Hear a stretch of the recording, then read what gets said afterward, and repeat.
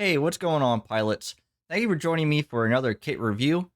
In this Gundam kit review, we're going to be reviewing the high-grade Silver Bullet. It is a 2014 high-grade kit, and there's not really a whole lot. Well, actually, no, never mind. There's a lot to it, to be honest. There's a lot of weapons. It's a huge kit. It's gigantic. Literally, look at the size of it compared to my hand. So it is a gigantic kit. It's really cool though. The fact that it's a high grade scale and such a tall kit, you can definitely do a whole lot of really cool things with it. Which I plan on doing. Um, Now actually delving into building and cleaning up and everything, it really wasn't that bad. However, there are a decent amount of seam lines in certain areas, most of which you probably wouldn't see all that much, except for like the fins on the shield, like the ones that actually turn out like that.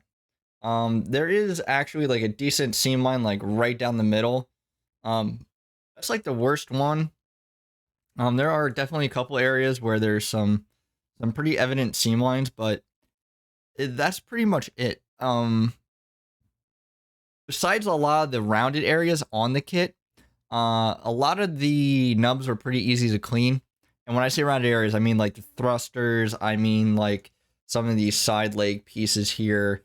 That's pretty much it, right? Yeah, I think so.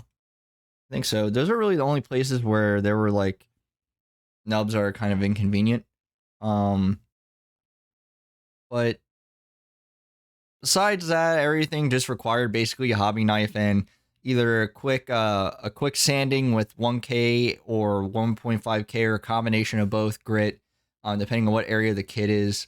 So like if it was something that wasn't really seen all that much, I kind of just hit it with the 1K and just let it be that.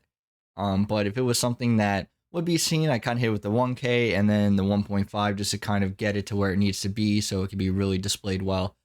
In terms of assembly, everything went together pretty well. I mean, if you guys see my snap build, I don't think I really had a problem with anything. I trimmed the pegs, which I would highly recommend, especially if you're looking to paint this kit or looking to take it apart in the future for any type of customization that may not require painting. Yeah, really no issues there. For color separation, I'm just going to touch on this without even going into the kit cam quite yet. So I'm just going to show this off. That's the entire sticker sheet. These are all color correction stickers. You are much better off painting this kit. I was telling you, hands down, if you plan on getting this kit, paint it. Just paint it. Don't waste your time putting on these stickers, unless that's all you have time for. I will say if you do not have any time or any opportunity to paint, then use the stickers, do the best you can with them. But some of those are way too thin or not even wide enough, in my opinion, to even go on the kit well and have proper adhesion and do what it needs to really do to give that illusion of color separation. I think you need to paint it. I think even if you were able to do acrylic and some hand painting, I mean, anything is better, I think, than putting on those stickers for this kit. But that's all I have before we actually delve into the kit on the kit cam. So don't go anywhere. Please stay with us, and I will quickly transition to the kit cam. And we're back on the kit cam. So as you guys can see, the shoulder joints can kind of pull out a little bit for some additional articulation. However, I highly just recommend keeping them where they are because otherwise your shoulder holders get a little floppy. I'd rather just say keep it pressed in there and then just kind of tilt it the way that the kit's supposed to with the arm joint and swaying out. But other than that, the arms really don't have anything crazy in terms of articulation. They bend or they rotate and they bend forward. They don't really bend backwards all that much. Let me take this off real quick. There we go. They don't really bend backwards all that much. But I will say that it's definitely better, especially with the design of the mobile suit itself. It's pretty much what it would be, I think, anyway. Now, as you can see, it's a little wobbly down here with the waist and the legs, but I think that's just because of the way they sit. everything's actually together pretty sturdily. I wouldn't have any problems actually posing this kit or using it. It's just a little wobbly. It's kind of like the Pixie. The Pixie's really good, is like pretty much my favorite high grade. The legs can move pretty easily, but once you actually have them in place, they don't. It's just a matter of actually handling it as opposed to sitting it or like actually posing it and letting it stand. The leg joints can also bend 90 degrees and they can rotate about this axis. Just be careful because you will run into this this waist part a little bit when you're going to rotate, and it could just kind of make it pop a little bit. The waist part here on the leg part really doesn't move all that much. It moves with the leg, but it does not move by itself. It's basically just a peg into a hole, and that's all that there really is. It kind of can rotate a little bit, but it doesn't really, it's not really a point of articulation. You're mainly just working with your legs. The foot actually has some pretty surprisingly good articulation, especially if you kick that out a little bit.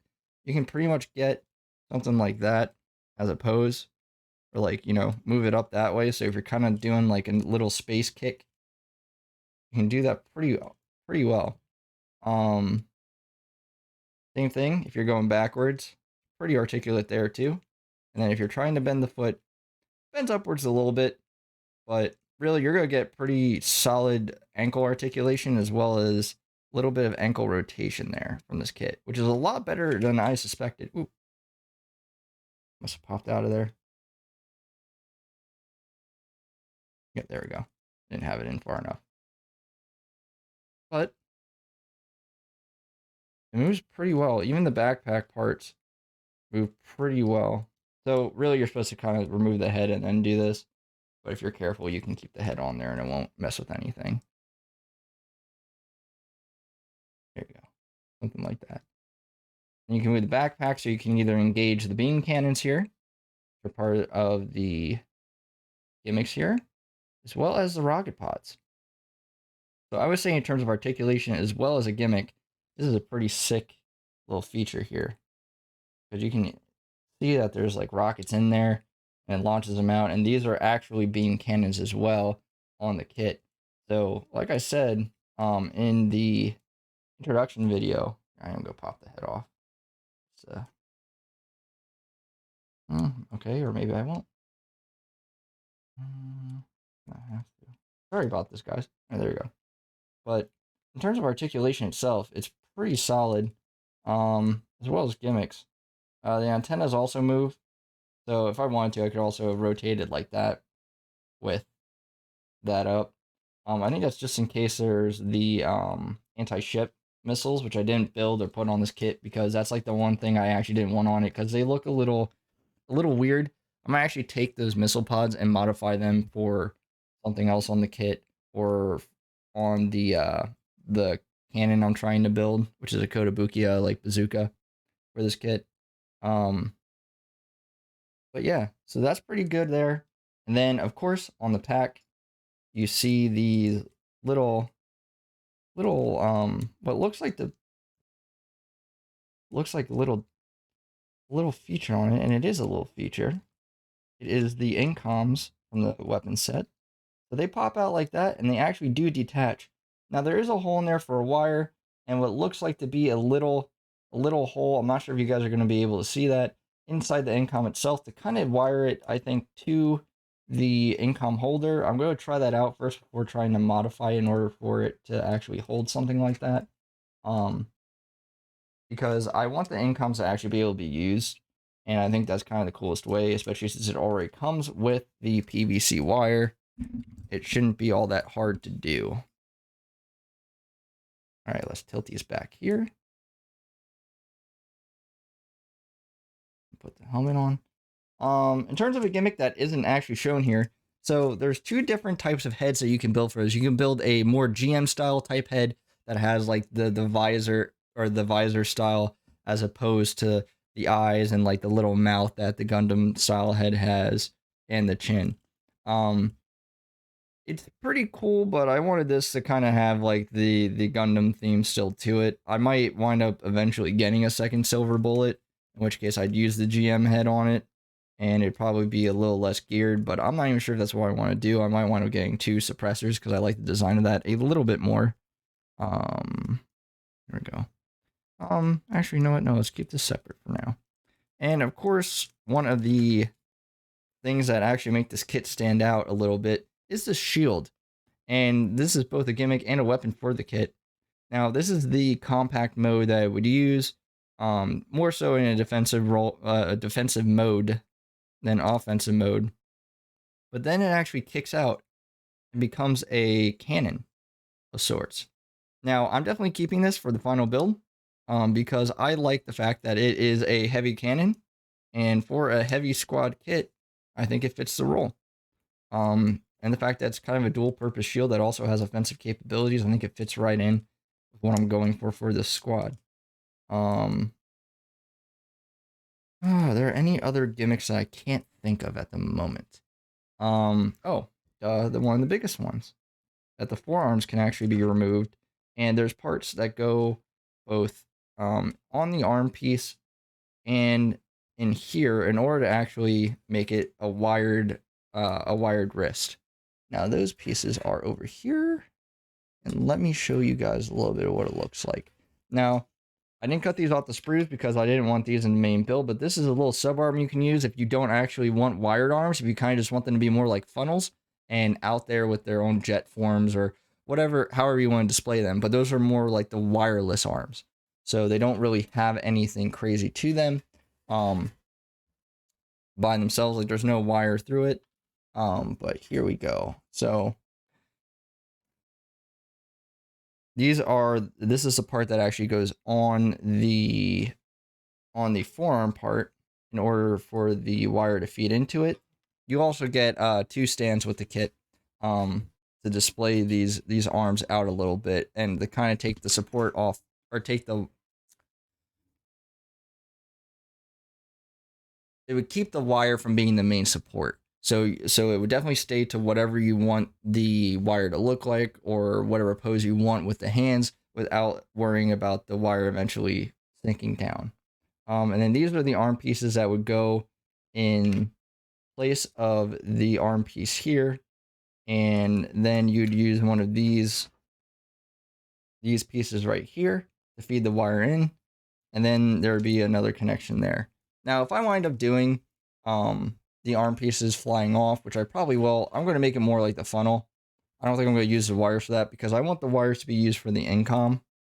So I'll probably do like the wireless style. So I'd eventually cut out the sub arms that come out, the hidden sub arms that come out in place of the arm flying off wirelessly, and put that in place there. Or I might literally just do it like this, with the one tubular piece that goes there, or something like that. Just something that isn't quite as complicated, but it wouldn't really be that hard for me to put the sub arms in there. I just rather have it retain its flexibility. So that's really it for that part. And then here are some of the extra pieces. It might be hard for you to see, but these are some of the extra weapons. Like right here is the GM head. There's a visor for it, and the actual head is right there. It does have the chin like the normal kit does, but I don't think you color it red. I think it kind of stays this white color. Then you have a pretty detailed beam rifle, or like Jigen style beam rifle. I'm probably going to wind up using this for another one of the kits in the SF team, whether it be the strike or a stealth team, and I'll modify it to have like a suppressor on it. But it's pretty damn detailed. Pardon my French. So I'd probably use that. I have the other beam sabers in here as well. And then here's the actual yellow beams, which is kind of unique. But I don't plan on displaying it. They're also really long too. I don't really plan on displaying it with the beams on it. I'm probably going to wind up putting some type of blade on the form if I do anything for like the arm flying off effect. I'll probably put a blade, or if I do utilize beam sabers for some sort of hidden beam saber type situation, which I don't even know if I'd be able to rig up. I don't think I will, unless I like plug in something here and make it look like it's kind of coming, like folding out, and the beam is emerging from it. I probably won't use nearly as long as a blade, or I'll probably trim it up. But I want to keep that as is because I like the fact that it's kind of a unique color. So I'll probably save that for something else. But those are pretty much all the gimmicks that are on the kit. I know it's kind of a lot, but this thing is jam-packed with a lot of really cool features and a lot of really cool weapons. So I figured I'd go over most of them. Um,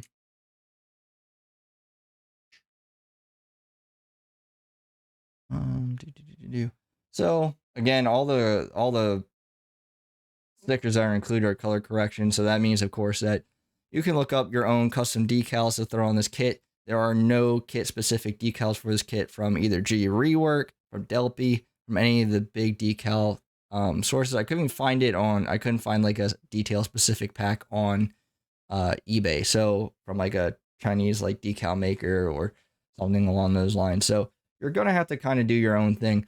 I think red, white, actually no, probably red, gray, and maybe some of the orange ones would look really good on this kit. If you got caution decals or just like some type of display decals, obviously anything that would be black as like a logo would look good on it. If you keep it more so this style.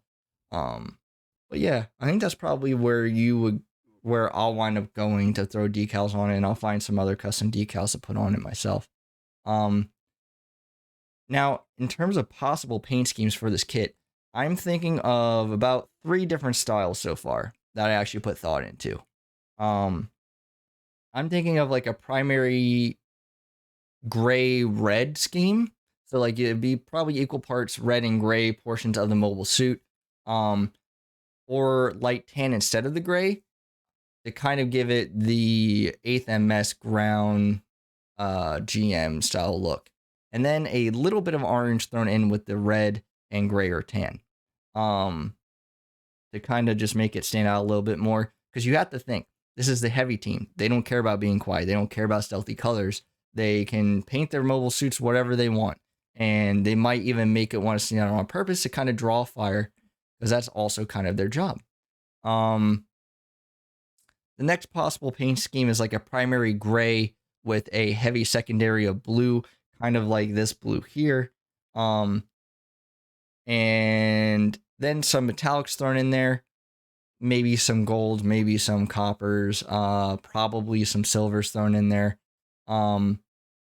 More of like a real type palette. So the blue might actually be like kind of equal parts with the gray still, kind of like the red. But it'd be more of a real type color blue if I don't want to go with this type of blue color. And then the final paint scheme, and it seems to be the most interesting, but it might be the one I might not do.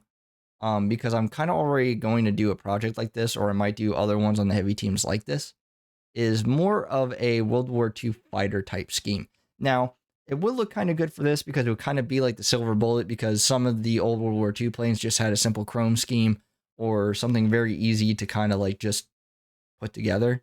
But I don't want to do that with this kit. I think the first scheme is going to look the best. I think kind of hitting it out with some red, keeping some of these areas gray, or kind of doing multi-tone grays, and then some light tan or orange would look really good on this kit. And then the Silver Bullet name would more so come from not from the color scheme of it, but from the weapon that it uses. I'm basically giving it a long launcher, or like a big Kotobukiya launcher to use as like it's like an accelerated like railgun or a hyper mega bazooka type deal, that like not quite as big as obviously the hyper mega bazooka of the High New Gundam, but like maybe something in between a hyper mega bazooka and a hyper bazooka. I don't know, maybe just call it the mega bazooka. And that way it kind of still has like that Silver Bullet theme of like one shot from this mobile suit will down you. You'll be done. But that's kind of what I want to do in terms of customization for this kit as well. For a secondary weapon, I'm probably just going to have it keep the shield. I might rig something else heavy up, but I mean, this thing already seems like it'd be a pretty heavy weapon. Especially like that. Like, I don't know. I feel like you could employ it in ways that would definitely be heavy, but it wouldn't be like a direct fire capability like the bazooka would be. So I'm not sure if that's what I want to do with this kit or not yet. But I'm probably gonna still have it utilize the shield in some form. I might just have it be part of like the kit that it would come with. So it would be a little bit of everything. What else? Obviously I said about the bazooka, and either like some type of integral beam saber, like I said on here, probably down here at this pick point, for when it goes into like a wireless arm mode, or some type of blade on this part of the arm, either something that rotates out or something that's just there in general that doesn't interfere with the use of the weapon. You could do something underneath, but I'm not sure I want to do that yet. I'll probably have the cannon built itself because I might actually have the cannon be underslung on an arm. So I think putting something on this one, it's flat, so that'd be easy to attach to or glue to or whatever have you. And then this actually pops out, this flat piece here, so I could pop that out and have basically nothing in the way of that blade or weapon if I were to mount it on the outside. Yeah, because I'm probably gonna wait and see if the launcher would be able to be used like this, like a normal launcher would be. So I'm worried about the clearance with these, but I don't think it's actually gonna be a problem now that I built the kit. But that's probably it. Maybe some longer wires for the incoms if the PVC wires that come with it won't work out well or don't look like they're going to be able to come out enough. But I really don't need them to come out enough. Just enough to where they can be utilized.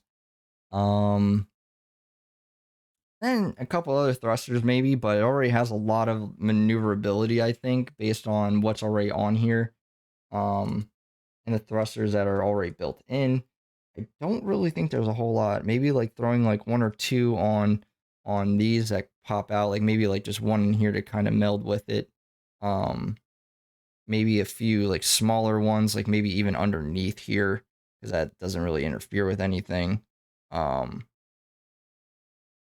Yeah, and that's probably it. Probably the only places where I would throw thrusters, and then maybe no, the legs have enough propulsion. Don't really think the arms need it because they have these. And then the waist part has that. Yeah, and then the backpack itself, that's technically a thruster, and that is maybe something underneath the incom too. But yeah, there's not really a whole lot of points to even put thrusters anyway. Where it doesn't have like some type of maneuverability element to them.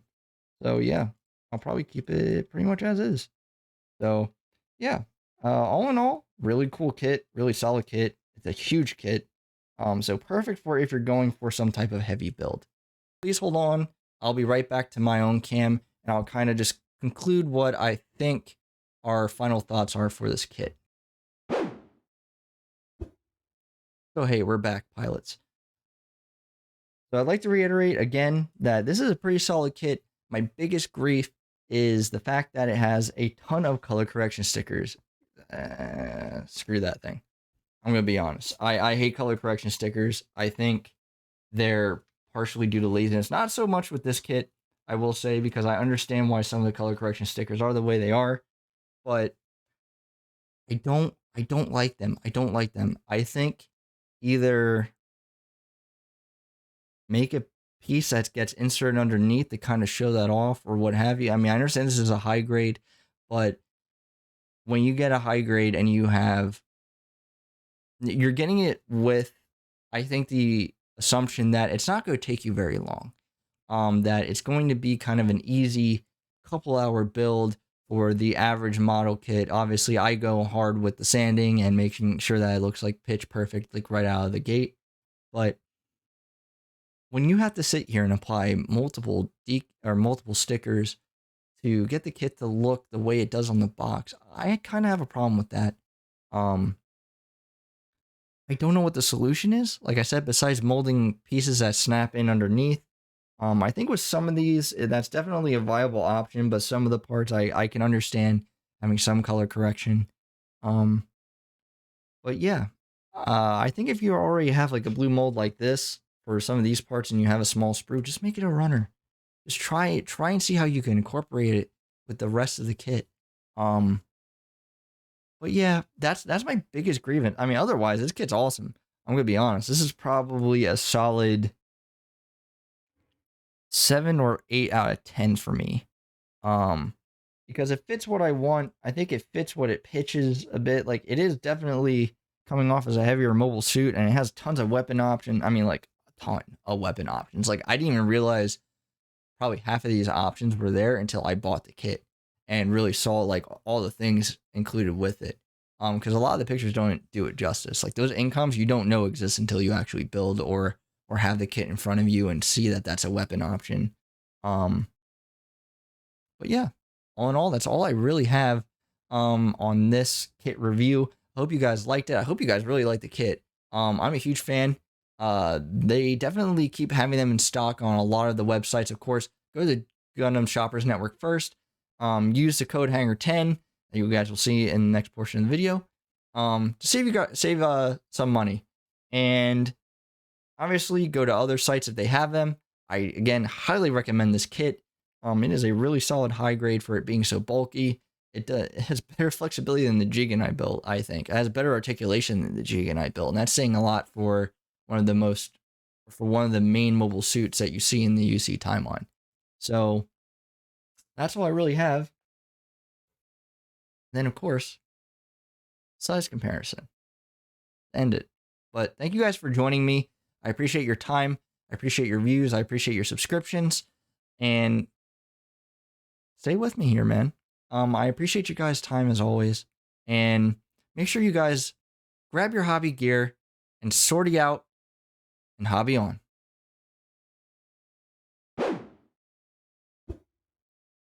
Hey, what's going on, pilots? If you like the kit in this video, then I highly recommend stopping and seeing our friends at the Gundam Shoppers Network.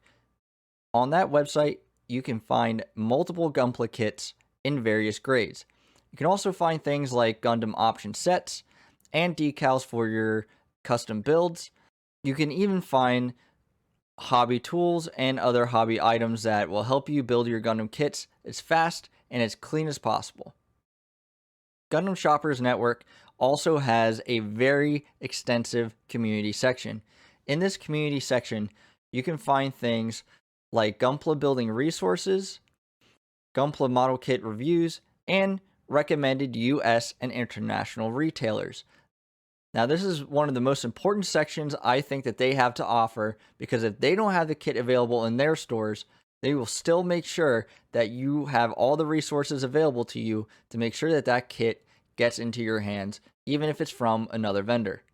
The Gundam Shoppers Network also has a news section that features things coming to the site in the future, various discount coupon codes, and they also have some interviews that they conduct with content creators such as Plamo Therapist. So if any of those kits, tips and tricks, and resources interest you, then I'd highly recommend checking them out. And as always, pilots, sortie out and hobby on, and I'll see you in the next video.